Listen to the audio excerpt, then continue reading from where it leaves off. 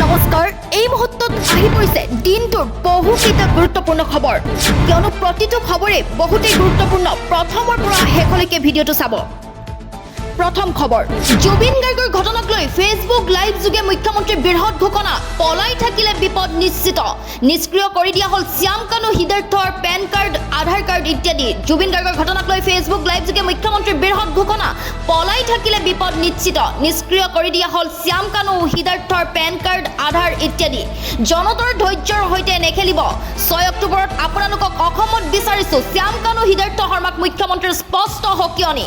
শ্যাম কানু মহন্তই তেনেকৈ লৈ যাব নালাগিছিল জুবিন দাক আজি মোৰ বহুত দুখ লাগিছে সিআইডিৰ কাৰ্যালয়ত এই ষ্টেটমেণ্ট ৰেকৰ্ড কৰিবলৈ আহিছো এই মন্তব্য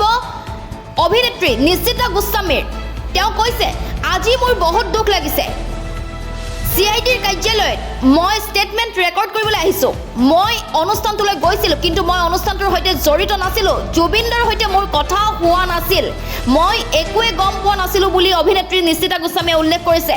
আপোনালোকে যেনেকৈ খবৰটো পাইছে মই 5 মিনিটৰ আগতে খবৰটো পাইছিলো মোৰ নামটো যেহেতু ওলাই আছে মোক প্ৰশাসনে মাতিছে মই আহিছো গল্ডিদাক মই এবাৰো লগ নাপালো মোৰ বেয়া লাগিছে এইদৰে নিশ্চিতা গোস্বামীয়ে কৈছে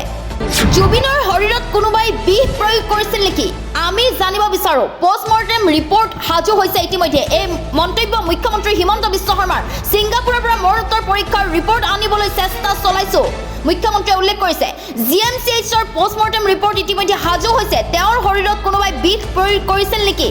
সঁচাটো আমি জানিব বিচাৰো জুবিন গাৰ্গৰ শেষ পল শেষ ক্ষণৰ হিচাপ অসমবাসী ৰাইজে পাব লাগিব আমাৰ ধৈৰ্য থাকিব লাগিব আমি ধৈৰ্য হেৰুৱাব নালাগে ধৈৰ্য হেৰুৱালে আমি আকাংক্ষিত লক্ষ্যত উপনীত হ'ব নোৱাৰিম জুবিন গাৰ্গৰ মৃত্যুক লৈ কঠোৰ হৈছে মুখ্যমন্ত্ৰী হিমন্ত বিশ্ব শৰ্মা সিংগাপুৰৰ পৰা মৰণোত্তৰ পৰীক্ষাৰ ৰিপৰ্ট আনিবলৈ চেষ্টা চলাইছো এইদৰে উল্লেখ কৰিছে মুখ্যমন্ত্ৰীয়ে GMCH'ৰ পোষ্টমৰ্টেম ৰিপৰ্ট ইতিমধ্যে হাজু হৈছে GMCH'ৰ পোষ্টমৰ্টেম ৰিপৰ্ট ইতিমধ্যে হাজু হৈছে ৰাজ্যৰ লাখ লাখ মহিলালৈ নতুনকৈ অৰুণোদয় ধন ঘোষণা 7 অক্টোবৰত একাউণ্টত সোমাব ধন 7 অক্টোবৰ ৰাজ্যত লাখ লাখ মহিলাই লাভ কৰিব অৰুণোদয় আঁচনিৰ ধন নতুনকৈ 30 লাখ মহিলাই লাভ কৰিব সুবিধা অৰুণোদয়লৈ নতুন ঘোষণা মুখ্যমন্ত্ৰী যিসকল মহিলাই নতুনকৈ আবেদন কৰিছিল লাভ কৰিব ধন প্ৰতি মাহৰ 10 তাৰিখে নতুন হিতাধিকাৰীক ধন দিয়াৰ ঘোষণা 7 অক্টোবৰত ৰাজ্যৰ লাখ লাখ মহিলাই লাভ কৰিব অৰুণোদয় ধন ভাল খবৰ আহি পৰিছে মহিলাসকলৰ বাবে সকলো মহিলাৰ বাবে সকলোৱে যিসকলে আবেদন কৰিছিল নতুনকৈ তেওঁলোকে ধন পাব 7 অক্টোবৰত অৰুণোদয় ধন সোমাব নতুনকৈ 30 লাখ মহিলাই লাভ কৰিব এই সুবিধা হাগ্ৰামাই উচ্ছেদ চলাবলৈ নিদিয়ে বিটিচিত সকলোকে দিব মাটিৰ পট্টা বিটিচিত কোনো কাৰণতে উচ্ছেদ চলাবলৈ দিয়া নহব বিটিচি উচ্ছেদৰ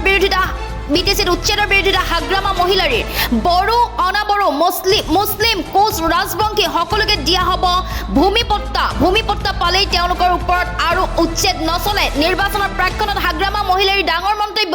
বিটিচিত কোনো কাৰণতে উচ্ছেদ চলাবলৈ দিয়া নহব বিটিচিত উচ্ছেদৰ বিৰোধিতা হাগ্ৰামা মহিলাৰীৰ বড়ো অনাবড়ো মুছলিম কোচ ৰাজবংশী সকলোকে দিয়া হ'ব ভূমিপট্টা পালেই তেওঁলোকৰ ওপৰত আৰু উচ্ছেদ নচলে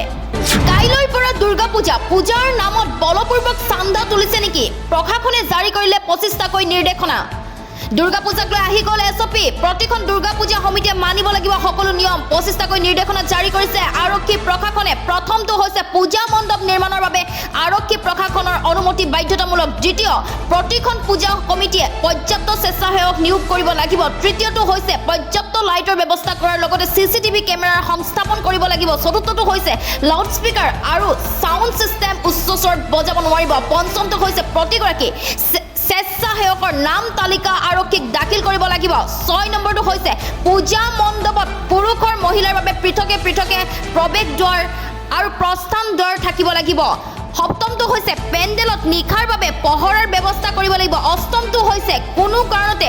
ট্ৰেফিক জাম অথবা যান-জঁট সৃষ্টি কৰিব নোৱাৰিব 10 নম্বৰটো হৈছে পৰিষ্কাৰ পৰিচ্ছন্নতা বজাই ৰাখিব লাগিব 11 নম্বৰ পূজাথলীত কোনো ধৰণৰ ধূমপান কৰিব নোৱাৰিব